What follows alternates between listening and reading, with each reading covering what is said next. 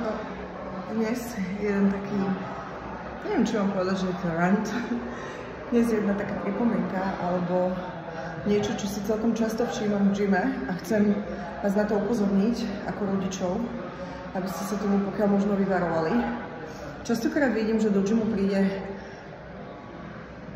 14, 15, 16, 17 ročný chlapec, ktorý očividne nešportuje alebo proste nemá žiadny nejaký svalový základ, nejaký pohybový základ, čo je v poriadku, však na to došiel, aby sa to akože rozvíjalo.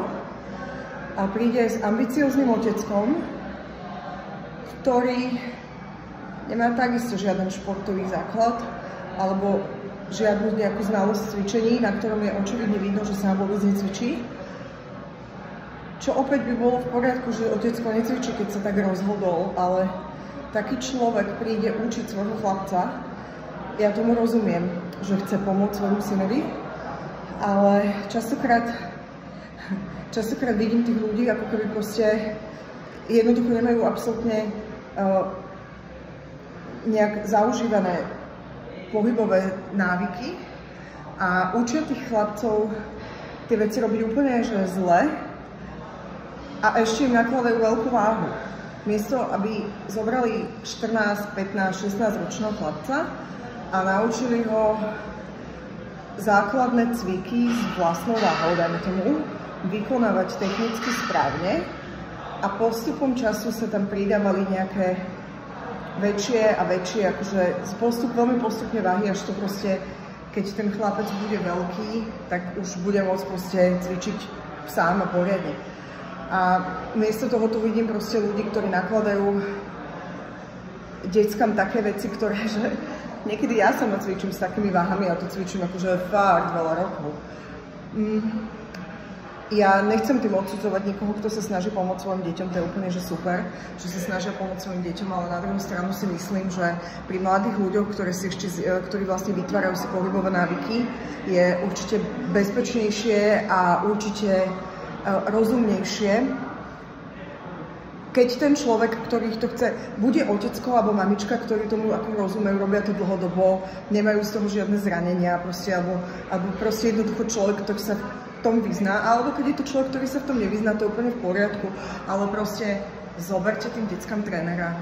Zoberte tým deckám trénera, ktorý je nejaký dobrý tréner a naučí ich cvičiť v prvom rade s vlastnou váhou.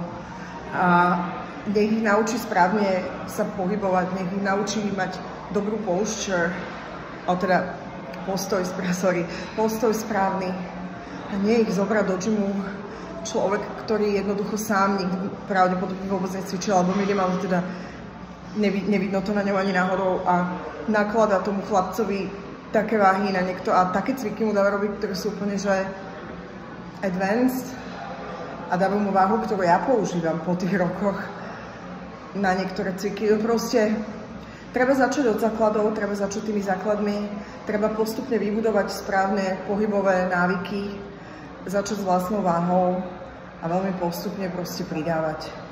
Začať s obyčajnými nejakými trepmi a snažiť sa o nejaké možno, že reverse zhyby, alebo ako teda negatívne zhyby, kliky, takéto veci a nie dojsť a no.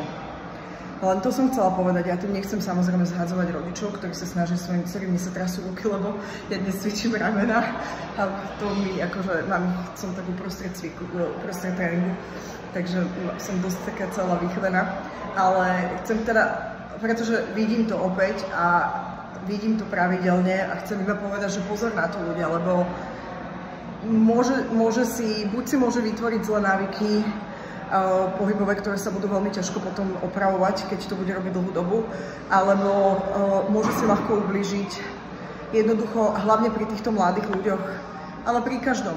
Je dobré, keď to robí človek, ktorý tomu rozumie. A aspoň tie základy. Ja si myslím, že buď máte nejakého fakt kamoša, ktorý sa v tom fakt vyzná a nie je to nejaký ten bro science, gymový, nasypaný, nechcem povedať viac, ale je to proste človek, ktorý si dáva pozor na techniku a tak a ten vás to naučí. Alebo si proste fakt zaplatí nejakého dobrého trénera a obzvlášť, keď ide o deti alebo o starších ľudí, ale to je podľa mňa bez výnimky pre všetkých. Takže toľko moje dnešné poznatky. Proste nemôžem sa na to pozerať a je mi to hrozne ľúto a vždy ma to ťahá, akože, ale nikdy im nič nehovorím, pretože keď sa ma nikto nič nepýta, tak nie je to môj biznis, ale hovorím to vám.